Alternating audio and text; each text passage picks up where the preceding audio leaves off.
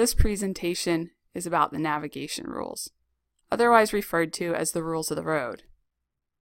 Let's start by talking about the Rules of the Road book. The actual title is Navigation Rules and Regulations Handbook. The entire book is provided as a PDF in the Books and Resources section of this class. This book is also always available to mariners online. The Coast Guard provides it as a PDF link, and the book is required to be carried by inspected vessels in the United States. You should be able to grab it whenever you're on watch or on your vessel and take a look. There is absolutely no replacement for reading this book. You'll have slides, videos, flashcards, and other resources for learning the rules, but at the end of the day, you really need to read through each rule in the book to have a strong understanding of them. The purpose of the rules of the road are simple. They're to prevent collisions at sea. There are two sets of rules in the book, for inland and for international. They're very similar. You will find the inland rules on the right side of the book, the international rules on the left. There's 4 parts to the book. We'll have general rules and definitions.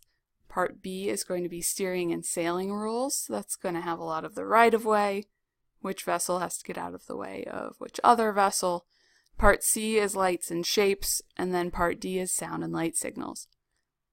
For this course, for the AB course, the important parts are going to be Part C and Part D. These 2 parts apply to you as an AB. They're going to be most applicable for the lookout, who's trying to determine what lights they see in the dark, looking at other ships, or day shapes on vessels. The other thing that will be useful is understanding sound signals for other vessels as they relate to your vessel. Part A and Part B are still really important, and they're really going to come into play if you move into the officer level of licensing, such as the 100-ton, 200-ton, and upper level licenses. And it's fine if you go ahead and read those. It's great. But keep in mind that for testing purposes, we're going to be focusing on Part C and Part D of the book. For studying this book, I recommend that you download it onto your laptop and then open it with Adobe or another PDF viewer. This way you can set your page view to see pages side by side. You can also use the highlight function in the PDF viewer. Now you'll see that I'm moving my cursor over here. On the international rule, there's a little bit of blank space. That's because on the inland rule, there are some additions. And we see that there's a section talking about Great Lakes law. So we'll see some of these differences where our U.S. laws are going to change slightly from the international law. But as best as we can, the U.S. has tried to align the inland rules with the international rules.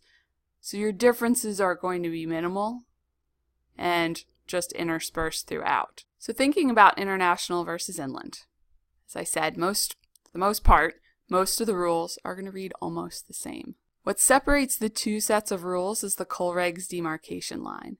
This line specifies the official boundary between international and inland waters. Colregs is an acronym for collision regulations. The international rules, as most people refer to them, are actually the international regulations for prevention of collisions at sea. They have to do with preventing collisions on the open water, and essentially nothing to do with whether you are in international waters or not. The Colregs demarcation line is indicated on each chart that you'll work with. The chart will show a magenta line where the boundary exists.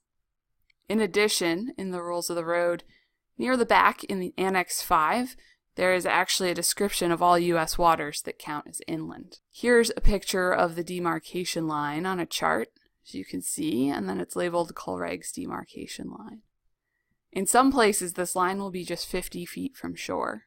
So now you've had an overview and get an idea that what we're focusing on for the AB course is to learn the rules as they apply to a lookout. Now what you'll do is you'll watch some videos, take some quizzes, and then you'll be ready for your final exam.